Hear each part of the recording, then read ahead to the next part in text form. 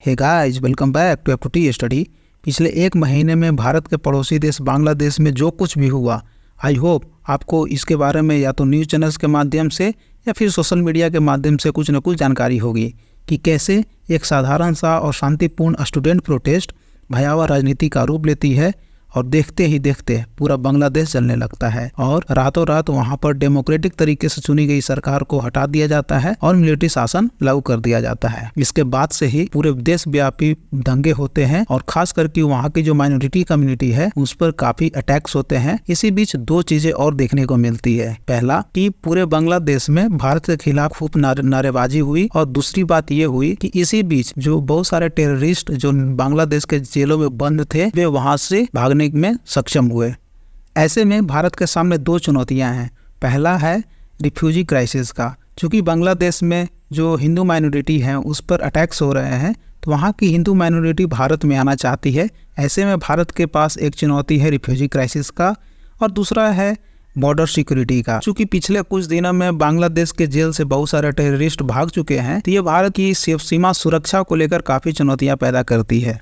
ऐसे में भारत और बांग्लादेश के बीच में जो राजनयिक संबंध है उसे समझना काफ़ी इम्पोर्टेंट हो जाता है। भारत बांग्लादेश संबंध को 5 फेज में समझेंगे। पहला फेज है 1971 से 75 तक का, जिसे हम नाम देंगे लिबरेशन एंड अर्ली रिलेशन का। तो इस दौरान चूंकि आपको पता होगा कि बांग्लादेश 1971 में बना और पहले ये ईस्ट पाकिस्तान हुआ करता था, लेकिन भारत की मदद से 1971 में बांग्लादेश एक नया कंट्री बनता है। और चूंकि बांग्लादेश एक नई कंट्री थी तो उसे अपने पैरों पर खड़े होने के लिए आर्थिक मदद की जरूरत थी। तो ऐसे में 1972 में भारत सामने आता है। तो भारत ने 1972 में बांग्लादेश के साथ 25 वर्षों के लिए एक ट्रीटी साइन की, जिसे हम फ्रेंडशिप ट्रीटी के नाम से जानते हैं। वैसे तो इस ट्रीटी में काफी सारी चीजें मेंशन की गई हैं, लेकिन 3 बहुत ही महत्वपूर्ण बातें हैं। पहला ये है कि भारत और बांग्लादेश दोनों एक दूसरे की जो संप्रभुता है उसकी रक्षा करेंगे। दूसरा है भारत और बांग्लादेश दोनों ही नॉन अलाइन मूवमेंट का समर्थन करेंगे। और तीसरा ये हुआ, ये पहली बार था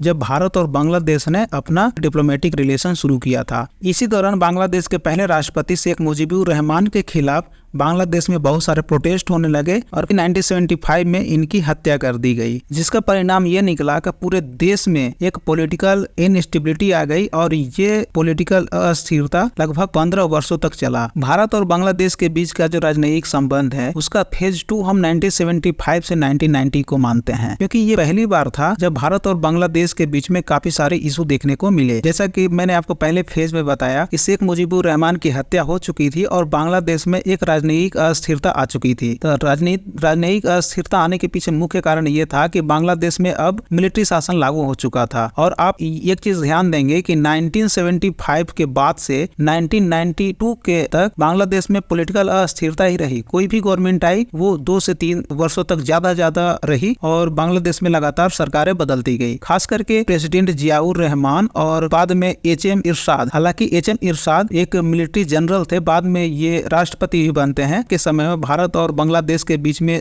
जो रिलेशन थे वो काफी खराब हुए, क्योंकि इनका हमेशा से ही एंटी इंडिया सेंटीमेंट रहा है और इनके दौरान ही बांग्लादेश में जो एंटी इंडिया सेंटीमेंट है वो काफी बढ़े। साथ ही साथ इनके शासन काल में ही बांग्लादेश में धार्मिक कट्टरता भी काफी तेजी से बढ़ी। इसके अलावा वाटर शेयरिंग डिस्प्यूट्स भी देखने को मिले इस दौर में, जिसमें शामिल था ब्रह्मपुत्र नदी, तीस्ता नदी और गंगा नदी का वाटर शेयरिंग। यह वही दौर था जब भारत में बांग्लादेश से आने वाले इलीगल इमिग्रेंट्स की संख्या बढ़ने लगी। भारत और बांग्लादेश रिलेशन का तीसरा फेज रहा 1991 से 2001 का, जिसे हम रिन्यूड कोऑपरेशन का नाम भी दे सकते हैं, क्योंकि इस दौरान बांग्लादेश में बहुत दिनों के बाद, लगभग 20 वर्षों के बाद डेमोक्रेटिक तरीके से इलेक्ट की हुई सरकार आती है। 1991 में खालिदा जिया प्राइम मिनिस्टर बनती हैं, जो 96 तक रहती है। उसके बाद 1996 से 2001 तक शेख हसीना PM रहती हैं। इसका मतलब ये हुआ कि ये 10 वर्ष जो था वो बांग्लादेश में पॉलिटिकल स्थिरता का समय था। इसी दौरान बांग्लादेश और भारत के बीच में 1996 में एक एग्रीमेंट साइन हुआ, जिसे हम गंगा वाटर ट्रीटी के नाम से भी जानते हैं। इसके अलावा भारत और बांग्लादेश के बीच में इकोनॉमिक कोऑपरेशन भी बढ़ा, जैसे कि भारत ने बांग्लादेश में बने हुए कुछ जो प्रोडक्ट है उन पर ड्यूटी फ्री एक्सेस भी दिया भारत में। भारत बांग्लादेश रिलेशन का चौथा फेज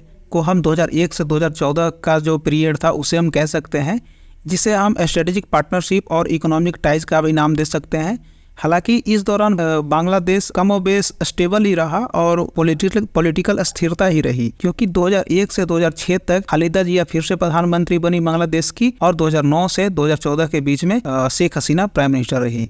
इस दौरान भी भारत और बांग्लादेश के बीच में कनेक्टिविटी के काफी प्रोजेक्ट लॉन्च किए गए, जिसमें से रेलवे, रोडवेज और वाटरवेज काफी इंपॉर्टेंट है। साथ ही साथ सिक्योरिटी के लिहाज से भी काफी कोऑपरेशन हुआ दोनों देशों के बीच में। यहाँ पर मैं एक चीज आपको बता दूं कि शेख हसीना चाहे जैसी भी प्रधानमंत्री हो बांग्लादेश के लिए, लेकिन उनमें एक खूबी थी कि वे टेररिज्म की जब बात होती थी तो उसमें वे हमेशा से ही जीरो टॉलरेंस पॉलिसी रखती थी। शेख हसीना इस मामले में बहुत अच्छी प्राइम मिनिस्टर थी। इनके शासनकाल में भारत और बांग्लादेश के बीच में सिक्योरिटी कोऑपरेशन काफी बढ़े। भारत और बांग्लादेश की जो सरकार है उन्होंने मिलकर जो बहुत सारे इंसर्जेंट ग्रुप थे उनको दबाने की कोशिश की। तो इस प्रकार हम कह सकते हैं कि सिक्योरिटी मामले में बांग्लादेश और भारत का संबंध काफी अच्छा रहा इस दौरान। इसके अलावा 2011 में एक बहुत ही हिस्टोरिक एग्रीमेंट साइन होती है दोनों देशों के बीच में, जिसे हम लैंड बाउंड्री एग्रीमेंट कहते हैं, जो काफी दिनों से अटका हुआ था। हालांकि इस दौरान भारत और बांग्लादेश के बीच में सब कुछ सही था, ऐसा नहीं है।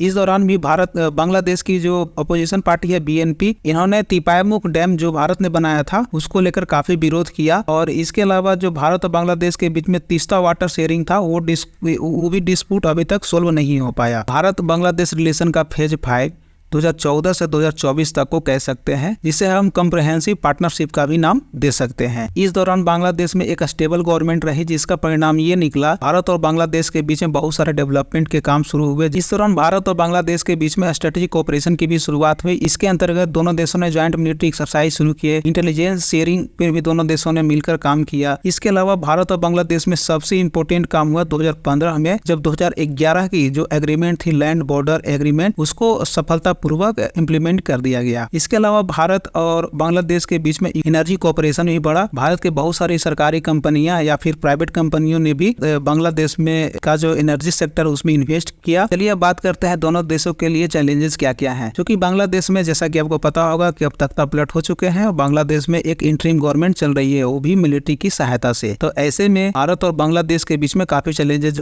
अभी भी हैं। जैसे भारत के सामने तो सबसे बड़ा चैलेंज है इलीगल इमिग्रेशन का, चूंकि रोहिंग्या क्राइसिस पहले से ही था और चूंकि बांग्लादेश में अभी लगातार हिंदू माइनॉरिटी पर काफी अटैक्स हो रहे हैं, तो फिर भारत में आना चाहते हैं। चूंकि भारत ऑलरेडी ओवर पॉपुलेशन से जूझ रहा है और यहाँ पे रिसोर्स की कमी है, यहाँ जॉब्स की कमी है। ऐसे में बांग्लादेश से यदि और इमिग्रेंट्स भारत में अगर आते हैं तो ये भारत के लिए सही नहीं है। साथ ही साथ हमने ये भी देखा है कि पिछले कुछ वर्षों में चाइना का इन्फ्लुएंस बांग्लादेश में बढ़ा है, तो ये भी भारत के लिए काफी चिंता का विषय है। इसके अलावा तीस्ता वाटर डिस्प्यूट्स भी अभी तक सोल्व नहीं हो पाए हैं, ये भी दोनों देशों के बीच में एक चैलेंज है। तो ये सब थे कुछ चैलेंजेस जो भारत और बांग्लादेश के बीच में वर्तमान में हैं। ये तो थी हमारी आज की वीडियो, देखने के लिए धन्यवाद।